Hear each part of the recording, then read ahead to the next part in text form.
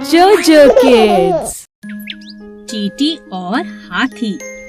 रानी चींटी बहुत मेहनती थी। सभी चींटियां रानी चींटी की बात को मानती थीं। मिलजुल कर वे अपना घर बना रही थीं। उसी जंगल में अप्पू नाम का एक हाथी भी रहता था, जो बहुत शैतान था। वह सभी जानवरों के साथ बहुत मस्ती करता था। जब चींटियों का घर बनकर तैयार हो गया, तब वे अपने लिए खाना जमा करने लगी। तुम लोग इतनी मेहनत क्यों करते हो? कितना थक जाते होंगे। मैं अपनी सूंड से तुम्हारे घर को कभी भी नष्ट कर सकता हूँ। ये मेरे बाएं हाथ का खेल है। ऐसा कहकर अप्पू ने अपनी सूंड में पानी भरना शुरू किया। कुछ पानी पिया और कुछ चींटियों पर डाला। रानी चींटी को बहुत बुरा लगा।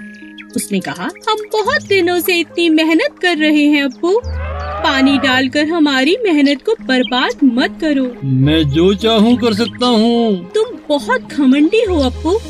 हम सभी जानवरों को मिलजुल कर जंगल में रहना चाहिए। हम सब एक दूसरे के काम आ सकते हैं। तुम इतनी छोटी चींटी, तुम मेरी कोई मदद नहीं कर सकती। कुछ दिनों बाद जंगल में एक शिकारी आया। उसने अप्पू को पकड़ने के लिए जाल फैलाया और अप्पू उस जाल में फंस गया। तभी रानी चींटी की नजर शिकारी पर पड़ी। उसने अप्पू हाथी की जान बचाने की सोची। वह अप्पू के पास गई और बोली, अप्पू दोस्त, घबराओ नहीं।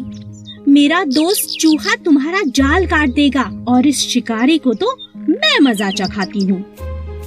सभी चींटियां शिकारी के पास गईं और उसे जगह जगह काटने लगी। शिकारी डर से तिलमिला उठा और जंगल छोड़कर भाग गया। चूहे ने अप्पू का जाल काट दिया। अप्पू ने चींटियों से माफी मांगी और कहा, मुझे माफ कर दो चींटी रानी, हम सबको मिलजुल कर रहना चाहिए। आज से मैं भी तुम्हारा दोस्त हूँ। एक घने जंगल में एक पेड़ पर कालू कौवा अपना घोंसला बनाकर रहता था। उसी पेड़ के नीचे एक सांप का बिल था। एक दिन कालू जब भोजन की तलाश में गया, तो पीछे से सांप ने उसके अंडों को खा लिया। जब कौवा वापस अपने घोंसले में आया, तो अपने बच्चों को ना पाकर बहुत उदास हो गया।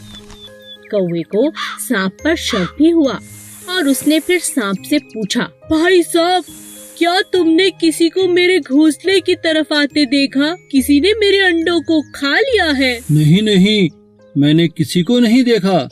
मुझे नहीं पता तुम्हारे अंडे किसने खाए। कुछ समय बाद फिर से ऐसा ही हुआ, पर इस बार कौवे ने सांप को अपने अंडे खाते हुए पकड़ लिया।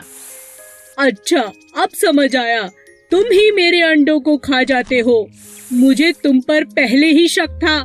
तुम्हारी इतनी हिम्मत कैसे हुई?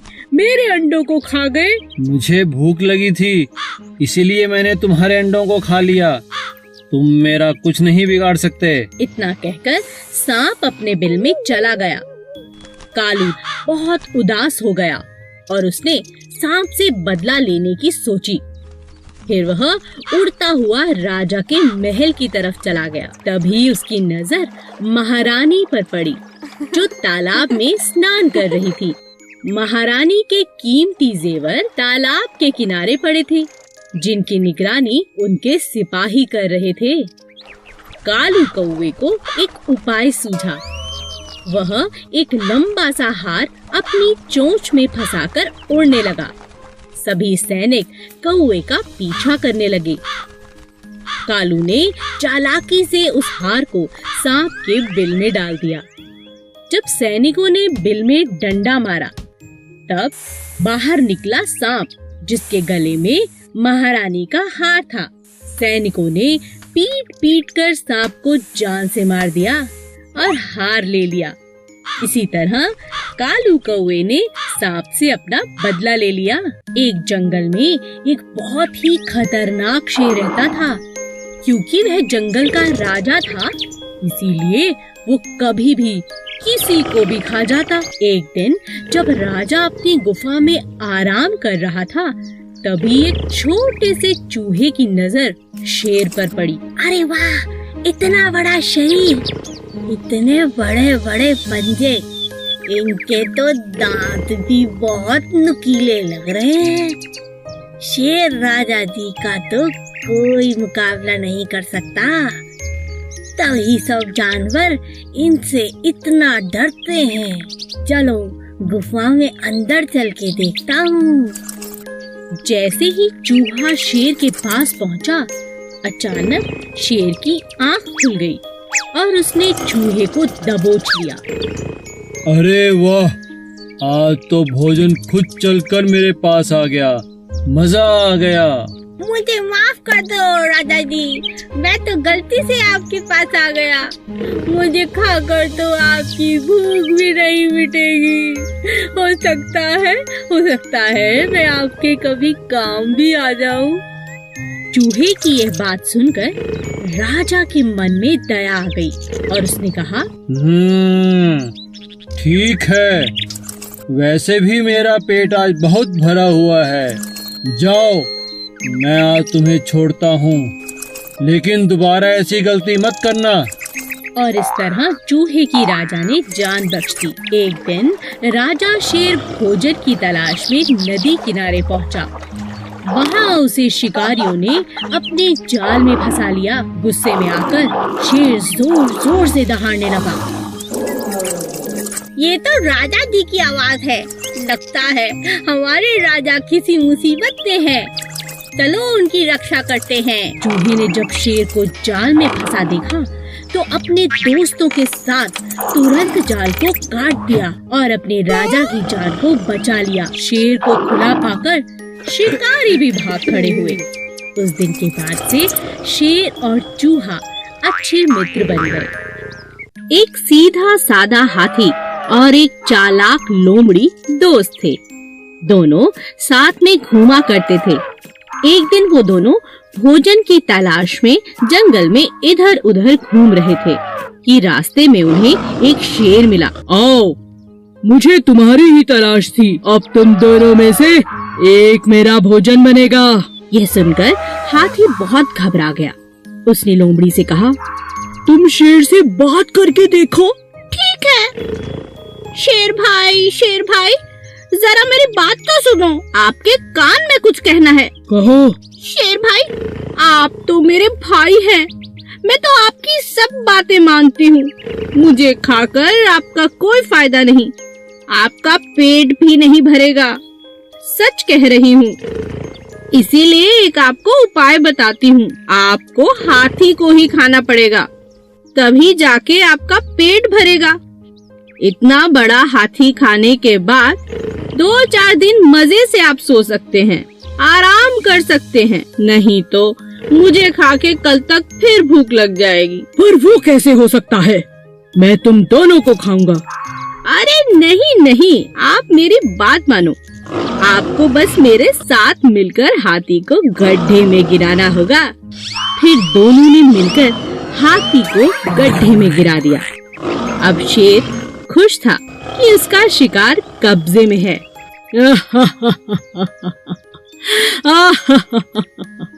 अब तुम इधर आओ चालाक लोमड़ी। खुद को बहुत चालाक समझती हो। अपने प्रिय दोस्त हाथी को भी मेरे लिए धोखा दे दिया। ऐसा कहकर शेर ने लोमड़ी को अपने पंजों में पकड़ लिया और उसे खा गया, जो दगाबाज थी। एक गांव में एक किसान रहता था जो बहुत ही दयालु था। गांव के पास ही एक घना जंगल था जहां बहुत सारे जंगली जानवर रहते थे। इन जंगली जानवरों को पकड़ने के लिए शहर से शिकारी शिकार करने के इरादे से वहां आते थे। एक दिन शिकार के दौरान शेर को शिकारी का तीर लग गया, पर इससे पहले कि शिकारी शेर को पकड़ पाते, वह भागकर किसान के घर के आगे बेहोश होकर गिर पड़ा। किसान ने जब घायल शेर को देखा तो उसने शेर की मरहम पट्टी की और साथ में भोजन भी कराया। कुछ दिन बाद जब शिकारी दोबारा जंगल में आए तो वह उसी शेर को पकड़ने में कामयाब हो गए। हमें शहर तक पहुंचने में 2 दिन लग जाएंगे। शेर तो मांसाहारी होता है, क्यों ना इसे जंगल से कुछ शिकार करके खिला दें। हाँ हाँ, ये ठीक रहेगा। तभी शिकारियों की नजर लकड़ियां काटते हुए एक किसान पर पड़ी। यह वही किसान था जिसने शेर की मदद की थी, उसकी जान बचाई थी।